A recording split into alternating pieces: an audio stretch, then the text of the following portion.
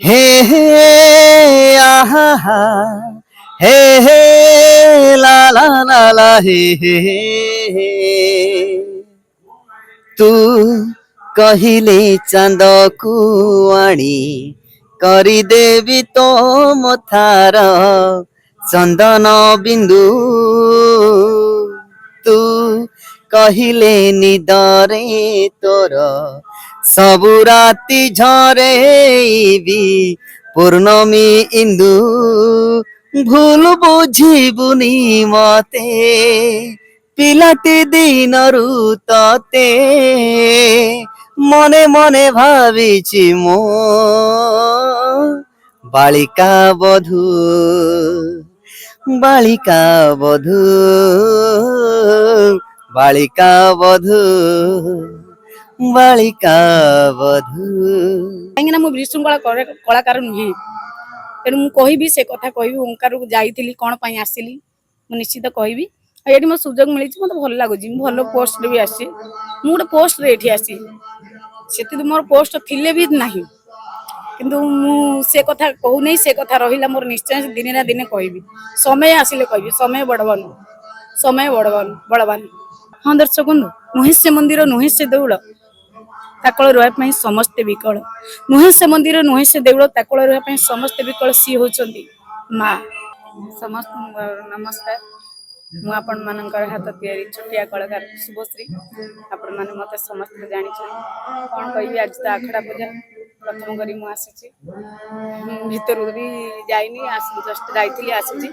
କ'ଣ କହିବି, ଗଲେ ଭିତରକୁ ସବୁ ଜଣା ପଡ଼ିବ। ଯେତେବେଳେ ଗୋଟେ ଆଖଡ଼ା ପୂଜା ହୁଏ, ଗୋଟେ କଳାକାର ମାନଙ୍କର ଗୋଟେ ମାନେ ନୂତନ ବର୍ଷ ଯାତ୍ରା ବର୍ଷ ଆରମ୍ଭ ହଉଛି, ଯେତେବେଳେ ଗୋଟେ କଳାକାର କାହିଁ ଗୋଟେ ଅପସେଟ୍ ଲାଗୁଛି କ'ଣ? ନାଇଁ ଅପସେଟ୍ କିଛି ନାହିଁ। ପ୍ରଥମ କରି ଆସିଲି, ବହୁତ ଟାୟାର୍ଡ ହେଇଯାଇଛୁ, ସେଥିପାଇଁ କିଛି ନାହିଁ। ଅପସେଟ୍ କ'ଣ ଲାଗୁଛି, ଯାହା ବି ହେଲେ ଯୋଉଠି କଳାକାର ଯୋଉଠି ଯିବେ ସେଇଠି କାମ କରିବେ, ଅଭିନୟ କରିବେ। କିଛି ବାବୁ ଯେତେବେଳେ ଅଛନ୍ତି ତମ ପାଖରେ, ଦି ଜଣ ଯାକ ତ ଗୀତ ଗାଇକି ଯାହା ଷ୍ଟେଜ ତ କରୁଛ, କ'ଣ କହିବା? ଏଇ ବର୍ଷ ପୁଣି ସେମିତି ଦର୍ଶକଙ୍କୁ ଭଲ ପାଇବା ଦବ? ନିଶ୍ଚିତ ଦର୍ଶକ ମାନେ ଯେହେତୁ ଆମ ଉପରେ ଭଲ ପାଇବା ସେମିତି ରଖିଛନ୍ତି, ଆମେ ନିଶ୍ଚିତ ଦର୍ଶକ ମାନଙ୍କୁ ଭଲ କାର୍ଯ୍ୟ କରିକି ଦେଖେଇବୁ। ଆଉ ନାଟକ ଫାଟକ ତ କିଛି ହେଇନି ଏପର୍ଯ୍ୟନ୍ତ, ଯାହା ହେଲେ ଦେଖିବା। ଆଖଡ଼ା ପୂଜା ଆରମ୍ଭ ହେଲା, ଆଗକୁ କ'ଣ ହଉଛି ଦେଖିବା। ଆମେ ନିଶ୍ଚିତ ଆମ କର୍ମ ଜାରି ରଖିବୁ। ଶୁଭ ଆଙ୍କରିଂ କର, ଆଜ୍ଞା, ଆଙ୍କରିଂ ବି କର। ମୁଁ ଭଲ କରିନି, ଆହୁରି ଆଗକୁ କରିବି। ଏମିତି ଆଶୀର୍ବାଦ ମୋତେ ଦିଅନ୍ତୁ, ମୁଁ ଆହୁରି କରିବି। ମୁଁ କିଛି କରିନି, ମୁଁ କିଛି ବି ଶିଖିନି ବି।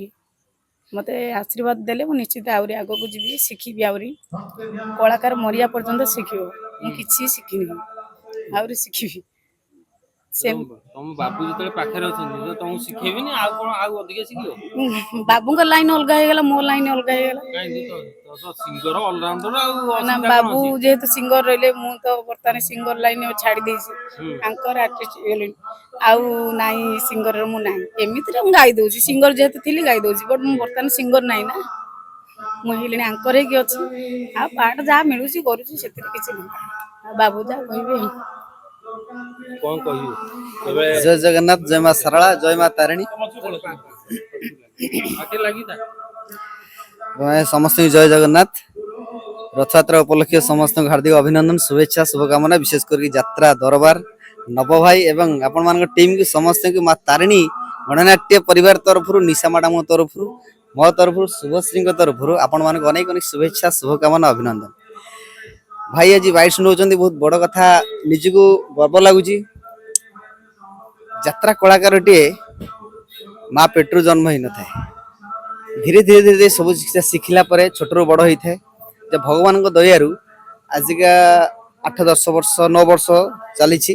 ଆଜି ଆମ ଦି ଜଣଙ୍କର 9 ବର୍ଷ ଯାତ୍ରାପାଟି ହେଇଗଲାଣି। ଠାକୁରଙ୍କ ଦୟାରୁ କୌଣସି ଅସୁବିଧା ଏପର୍ଯ୍ୟନ୍ତ ହେଇନାହିଁ, ସବୁ ଚାଲିଛି।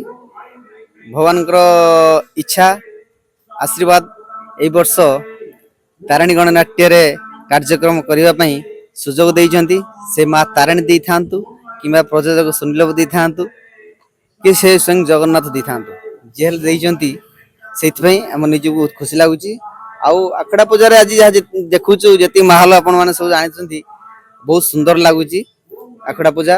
ଆଉ ଆଶା ଅଛି ପାର୍ଟି ନିଶ୍ଚିତ ଭଲ ହବ, ଆଉ ଆମ ପରଫର୍ମାନ୍ସ ଭଲ ହବ ବୋଲି ଆମେ ଆଶା ଆଉ ଭରସା ରଖିଛୁ।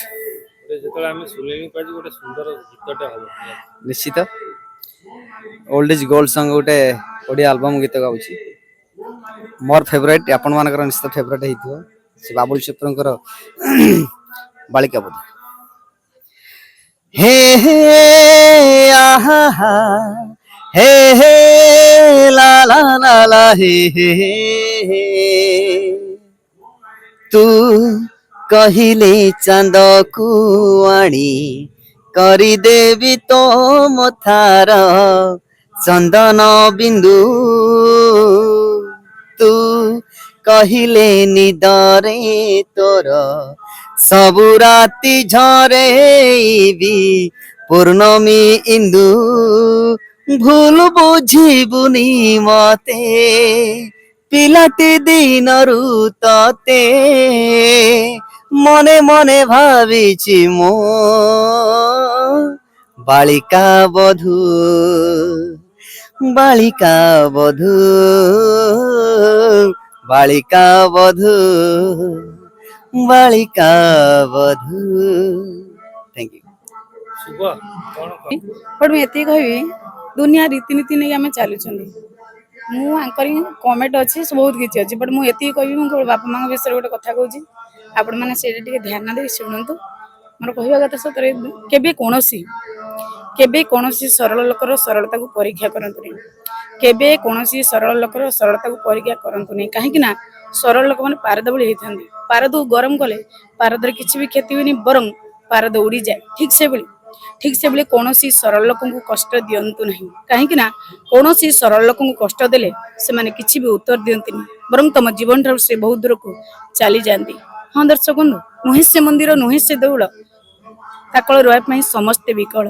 ନୁହେଁ ସେ ମନ୍ଦିର ନୁହେଁ ସେ ଦେଉଳ ତାକଳ ରହିବା ପାଇଁ ସମସ୍ତେ ବିକଳ। ସିଏ ହଉଛନ୍ତି ମା। ସେ 10 ମାସ 10 ଦିନ ଗର୍ଭରେ ସନ୍ତାନକୁ ରଖି ଜନ୍ମ ଦେଇଥାଏ, ଏ ଦୁନିଆକୁ ଆଣିଥାଏ, ଏ ଦୁନିଆ ତାର ପରିଚୟ ସୃଷ୍ଟି କରିଥାଏ। ସେଇ ମା ପର ଘରେ ବାସନ ମାଜି 3-4 ଜଣ ଛୁଆଙ୍କୁ ସମ୍ଭାଳିଥାଏ। ସେଇ ମା ପର ଘରେ ବାସନ ମାଜି 3-4 ଜଣ ଛୁଆଙ୍କୁ ସମ୍ଭାଳିଥାଏ କିନ୍ତୁ ସେଇ 3-4 ଜଣ ଛୁଆ ଗୋଟେ ମାକୁ ବି ସମ୍ଭାଳି ପାରନ୍ତିନି। ଆପଣ ମାନେ ସମସ୍ତେ କୁହନ୍ତୁ କଣ ସେ 3-4 ଜଣ ଛୁଆ ପାଖରେ କଣ ବଳ ନଥିଲା ଗୋଟେ ମାକୁ ସମ୍ଭାଳିବା ପାଇଁ? ଦର୍ଶକ ବନ୍ଧୁ, ଆପଣମାନଙ୍କୁ ସମସ୍ତଙ୍କୁ ମୋର ଅନୁରୋଧ ଆପଣମାନେ ସବୁବେଳେ ବାପା ମାଙ୍କୁ ଭଲ ପାଆନ୍ତୁ କାହିଁକି ନା ଆମେ ହେଇପାରିବାନି ଆଗ କାଳର ଶ୍ରବଣ କୁମାର। ଆମେ ହେଇପାରିବାନି ଆଗ କାଳର ଶ୍ରବଣ କୁମାର ଯିଏକି ବାପା ମାକୁ କାନ୍ଧରେ ବୋଉଥିଲେ। ଆମେ ହେଇପାରିବାନି ଆଗ କାଳର ଶ୍ରବଣ କୁମାର ଯିଏକୁ ବାପା ମାଙ୍କୁ କାନ୍ଧରେ ବୋଉଥିଲେ କିନ୍ତୁ ଆମେ ଏତିକି କରିପାରିବା ଆମ ହୃଦୟରେ ସ୍ଥାନ ଦେଇପାରିବା ମୋ ହୃଦୟରେ ଭଲ ପାଇବା। ସେଥିପାଇଁ ଆପଣମାନଙ୍କ ସମସ୍ତଙ୍କୁ ମୋର ଅନୁରୋଧ ଆପଣମାନେ ସବୁବେଳେ ସର୍ବଦା ବାପା ମାଙ୍କୁ ଭଲ ପାଆନ୍ତୁ। ଏତିକି ମୋର କହିବା କଥା। ଶେଷରେ ଦର୍ଶକଙ୍କୁ କଣ କହିବ? ଏତିକି ମୁଁ ଆପଣମାନଙ୍କୁ ସମସ୍ତଙ୍କ ହାତ ଯୋଡ଼ି ଅନୁରୋଧ କରୁଛି ଆପଣମାନେ ସବୁବେଳେ ମତେ ଏମିତି ଭଲ ପାଇବା ଦିଅନ୍ତୁ ମୁଁ ଯେମିତି ଆଗକୁ ଯାଏ। ମୁଁ କିଛି ବି ଶିଖିନାହିଁ ଆପଣମାନଙ୍କ ଆଶୀର୍ବାଦ ହେଲେ ମୁଁ ନିଶ୍ଚିତ ଆଗକୁ ଯିବି। ଏତିକି ମୁଁ ଆପଣମାନଙ୍କୁ ଅନୁରୋଧ କରୁଛି। କେମିତି ନିଶା ମ୍ୟାଡମଙ୍କ ପାଖରୁ ଅଫର ଗଲା ନା କେମିତି କଣ ନିଶ୍ଚିତ ହେଲା? ସୁନୀଲ ବାବୁ ଫୋନ କରିଥିଲେ। ମୁଁ କହିଲି ମୁଁ ଯାଇଥିଲି ଓଙ୍କାର ଯାଇଥିଲି। ଓଙ୍କାର ପରେ ଟିକେ ପ୍ରୋବ୍ଲେମ ହେଲା ପଳେଇ ଆସିଲି। କଣ ପ୍ରୋବ୍ଲେମ ହେଲା ଏବେ କହିବିନି, ନିଶ୍ଚୟ କହିବି। ସେ କଥା ଅଛି ମୁଁ ଏବେ କହିବିନି ଯେହେତୁ ମୁଁ ଗୋଟେ କଳାକାର ନା ମୁଁ ସେମିତିଆ କଳାକାର ନୁହେଁ ସବୁ କଥା ସମସ୍ତଙ୍କ ପାଖରେ କହିବାକୁ କାହିଁକି ନା ମୁଁ ବିଶୃଙ୍ଖଳା କଳାକାର ନୁହେଁ। ତେଣୁ ମୁଁ କହିବି ସେ କଥା କହିବି ଓଙ୍କାରକୁ ଯାଇଥିଲି କଣ ପାଇଁ ଆସିଲି ମୁଁ ନିଶ୍ଚିତ କହିବି। ଆଉ ଏଠି ମୋ ସୁଯୋଗ ମିଳିଛି ମତେ ଭଲ ଲାଗୁଛି। ମୁଁ ଭଲ ପୋଷ୍ଟରେ ବି ଆସିଛି। ମୁଁ ଗୋଟେ ପୋଷ୍ଟରେ ଏଠି ଆସିଛି ସେତିକି ମୋର ପୋଷ୍ଟ ଥିଲେ ବି ନାହିଁ କିନ୍ତୁ ମୁଁ ସେ କଥା କହୁନାହିଁ। ସେ କଥା ରହିଲା ମୋର ନିଶ୍ଚୟ ଦିନେ ନା ଦିନେ କହିବି। ସମୟ ଆସିଲେ କହିବି। ସମୟ ବଳବାନ ସମୟକୁ ଅପେକ୍ଷା କରିଛି ସେ କଥା କହିବି କିନ୍ତୁ ସେ କଥାକୁ ମୁଁ କେବେ ବି ଭୁଲିବିନି। ଯାଇଥିଲି ଆସିଛି କଣ ପାଇଁ କୋଉଥିପାଇଁ ଆସିଲି କାରଣ କଣ ନିଶ୍ଚିନ୍ତ ଖୋଲିକି କହିବି। କିନ୍ତୁ ଏଠି ମତେ ସୁନୀଲ ବାବୁ ଭଲ ଜାଗାରେ ଆଣିଛନ୍ତି, ଭଲ ପୋଷ୍ଟ ବି ଦେଇଛନ୍ତି, ଆମ ସ୍ୱାମୀ ସ୍ତ୍ରୀକୁ ଭଲ ପୋଷ୍ଟ ଦେଇଛନ୍ତି। ଆସିଛୁ ଭଲ ବି ମାନେ ପେମେଣ୍ଟ ବି ଦେଇଛନ୍ତି। ଆମେ କାହିଁକି ସୁନୀଲ ବାବୁ ବହୁତ ଭଲ ଆଗକୁ ବି ଯିବ ପାର୍ଟି ଆହୁରି ବହୁତ ଆଗକୁ ଯିବ। ଧନ୍ୟବାଦ।